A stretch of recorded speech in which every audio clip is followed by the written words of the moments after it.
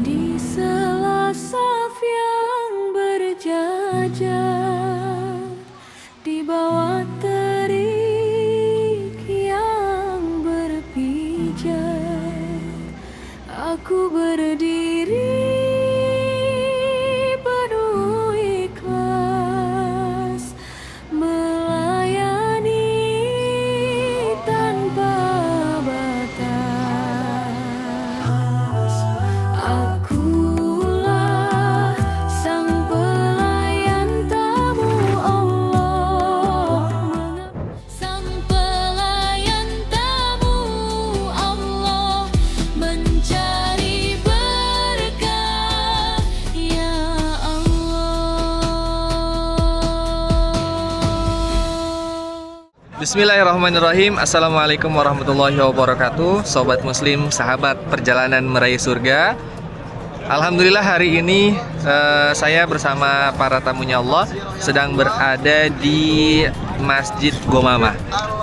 Nah, ini Masjid Gomamah, masjidnya Abu Bakar Siddiq. Ya, ini di sini sedang dijelaskan oleh mutawif kita ya tentang sejarah daripada Masjid Gomamah ini sendiri.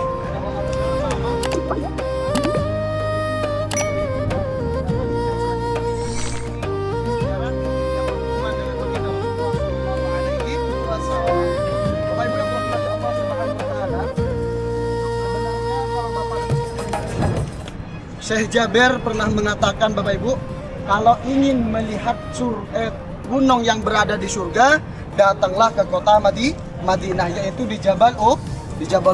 Kalau ingin melihat taman-taman surganya Allah Subhanahu wa taala, datang juga ke kota Madinah. Masuklah ke dalam Raudhah, yaitu yang disebutnya dengan Raudhatul Miryatil Jannah, yang disebutnya dengan taman-taman surga. Itu hadis Rasulullah sallallahu alaihi wasallam. Apa yang dikatakan oleh Rasulullah sallallahu alaihi wasallam, yaitu ma baina baiti wa mimbari raudhatu miryatil jannah.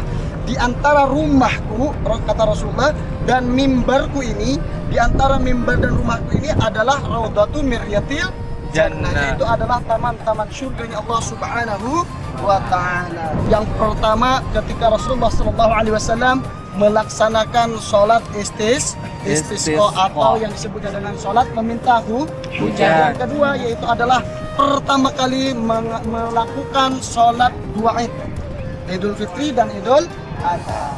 Nah, simpel itu saja.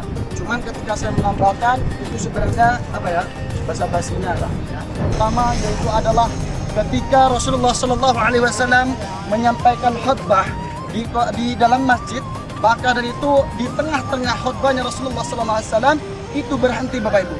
Karena apa? Ada yang mengusulkan bahwasanya, ada yang mengeluh bahwasanya di kota Madinah sudah tanah-tanah pada kering, sudah tumbuh-tumbuhan pada kering, dan juga tanah-tanah sudah mulai retak dan sumur-sumur semuanya sudah mengering. Maka dari itu Rasulullah SAW di tengah khutbahnya mengajak seluruh umat muslim untuk keluar dari dalam masjid untuk melaksanakan, untuk meminta doa. Doa apa? Yaitu doa untuk meminta hujan. Disebutlah dengan sholat istisqa.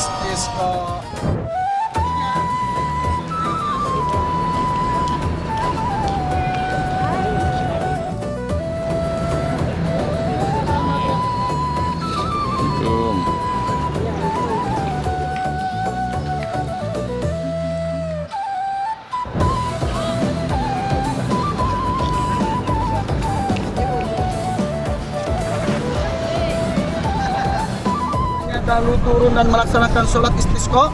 Ini dulu lapangan, Bapak Ibu. Ketika kita melaksanakan sholat istisqa, itu kalau di zamannya Rasulullah itu harus keluar dari bawah atap, harus di atapnya atap langit. Maka dari itu Bapak Ibu yang dirahmati Allah, itu ketika Rasulullah melaksanakan sholat istisqa tersebut langsung melaksanakannya di lapangan.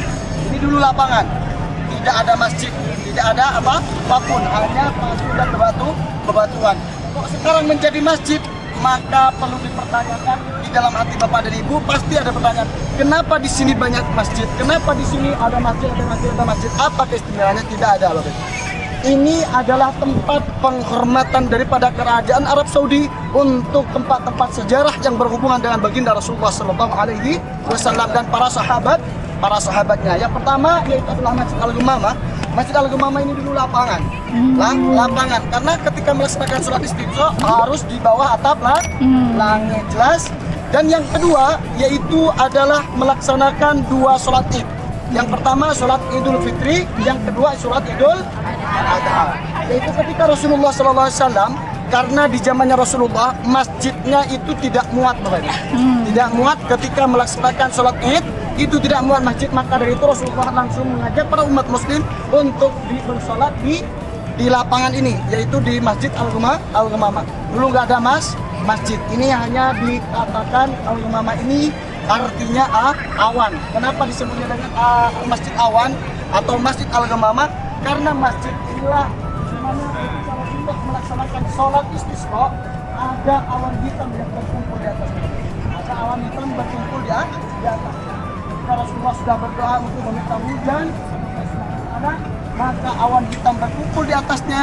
Di atas Masjid Al-Ghamamah ini langsung diabadikan menjadi Masjid Awan. Ketika Masjid Awan tersebut berkumpul di atasnya Rasulullah Sallallahu Alaihi Wasallam ketika turun hujan yang sangat lebat, maka Rasulullah bergerak menuju ke rumah atau ke baitnya, ke saat ini menjadi Raudhah tersebut.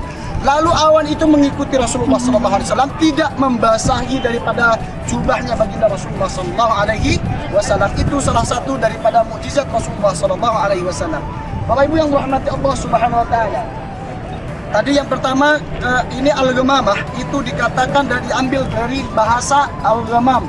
Ghamam itu artinya adalah awan. Maka dari itu apa kok bisa disebutnya dengan Masjid Awan? Karena di mana Rasulullah meminta hujan atau melaksanakan sholat istisqa, yaitu adalah di belakang kita ini, yaitu adalah di Masjid Awan. Dan juga awan tersebut diabadikan sebagai Masjid Awan ini karena awan berkumpul di atasnya baginda Rasulullah Sallallahu Alaihi Wasallam. Jelas ya Bapak Ibu?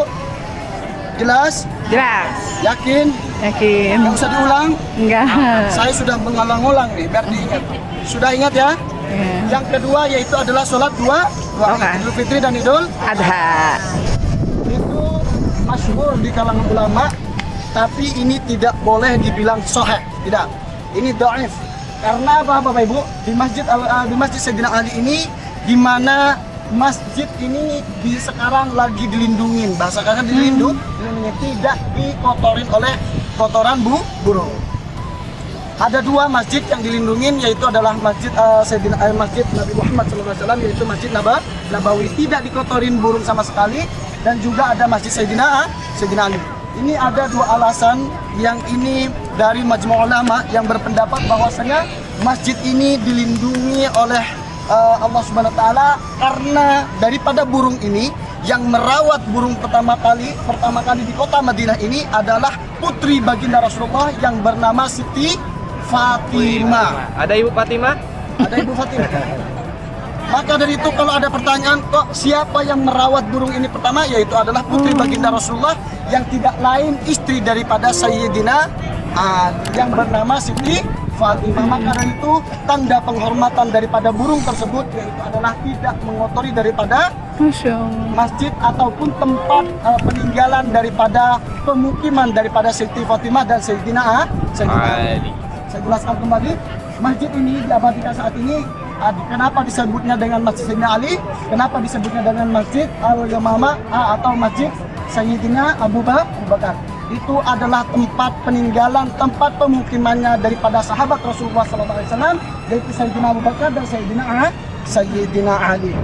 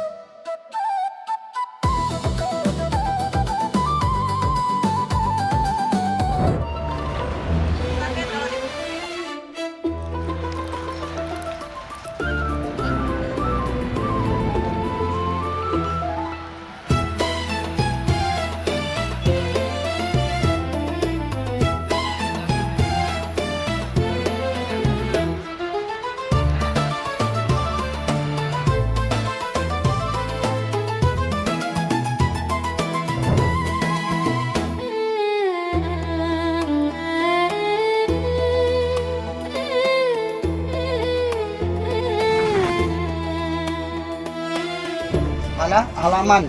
Sedangkan Hadiqah ini adalah taman. Taman. Sedangkan Sakifah Bani Sa'idah ini adalah yang disebutnya dengan kabilah. Yaitu kabilah itu perkampungan. Ini dulu adalah perkampungan Sakifah Bani Sa'idah. Kalau diingat apa di depan kita, di samping kanan kita ini? Perkampungan Hadiqah Sakifah Bani Sa'idah. Lebih tepatnya langsung disebutnya dengan Sakifah Bani Sa'idah. Orang-orang ketika menyebutkan Sakifah Bani Sa'idah itu pasti tujuannya ke taman yang disebutnya dengan taman.